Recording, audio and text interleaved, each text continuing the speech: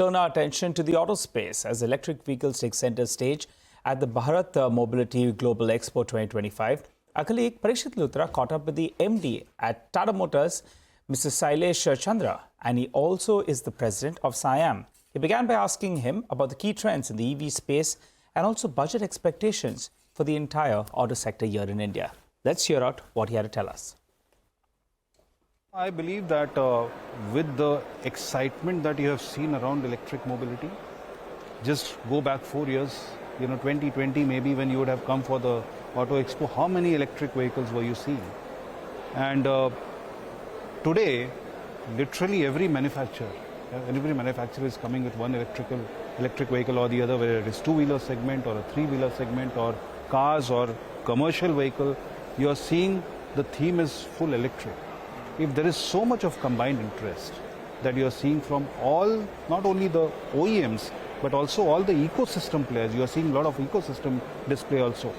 This is bound to grow multifold, and last 4-5 years, if you see, the highest growth, the CAGR has been upwards of 150%. So this growth is going to continue because of the combined interest of all the ecosystem players as well as the OEM, and continued support of the government in terms of lower GST rate, multiple schemes, whether you talk about the PM E-Drive scheme or whether you talk about the PLI schemes, not only for auto but also for battery cell manufacturing.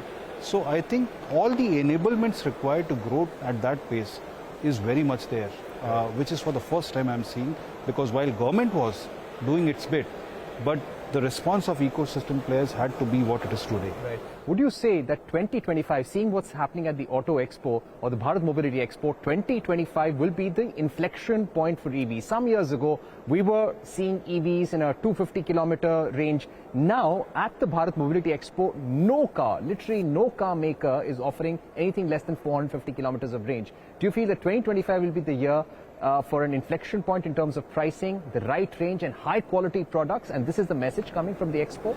Yeah, I think, the whole environment has kind of come to a level where a lot of things are converging together. One, policy support is at its peak, I would say, with all what I talked about. The interest of OEMs are also pretty much there to see. You have the regulations also favoring electric vehicle, promoting electric vehicles and moving away faster from the ICE world.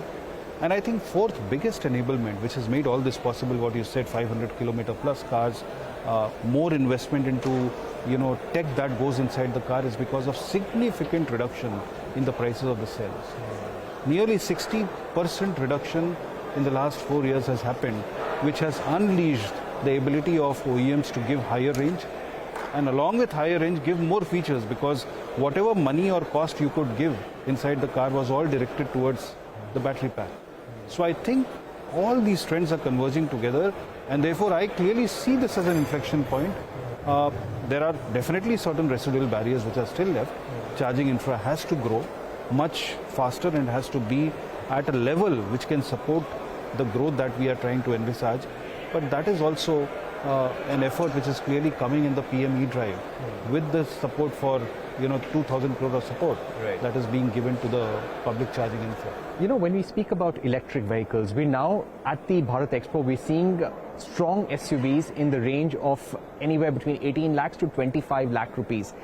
Do you feel that if this Bharat Mobility Expo was an inflection point, perhaps by the next Expo we're going to see prices come down significantly? You are talking about the electric vehicles? Electric vehicles. I would say that now the prices of electric vehicles had pretty much stabilized. There was a point where electric vehicles were 2 times the price of an equivalent ICE vehicle. Today you are seeing most of the vehicles, now at least are coming closer to the price of an automatic ICE car. So, and battery prices have also fallen down to a level below which it can be some incremental, reduction that you can see, but it has come to a level where it is more stable. What do you think is the kind of support that we now need? The budget is around the corner. There is one conversation you always have on levies and taxation, but at a broader level, what is the support that the industry needs right now? I would not limit it to a narrow ask of what the budget should be, but this is an all these technologies would mean that you have to create all those skills and capabilities within the country.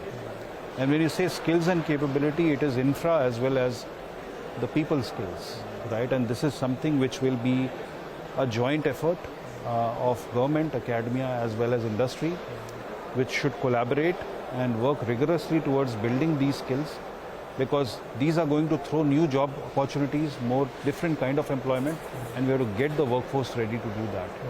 And SIAM has done a very deep research on this and also given the recommendations to the government. And therefore, with this kind of a big picture in mind, everything should align to that. All policies, budgets and all should align to that for a longer term vision that we have in this space. But do you think taxation needs a relook?